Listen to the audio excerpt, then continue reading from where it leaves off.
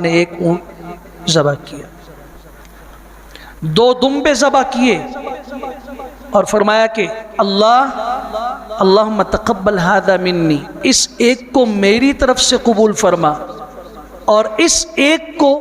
میری امت کے اس فرد کی طرف سے، ان افراد کی طرف سے قبول فرما جو چاہتے ہوئے بھی وسعت نہیں رکھتے قربانی کرنے کی۔ اللہ اکبر کبیرہ۔ اس موقع پہ میں ہمیشہ کہا کرتا ہوں،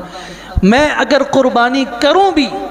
اس کی قبولیت کا اتنا یقین نہیں ہے، ہو سکتا ہے ریا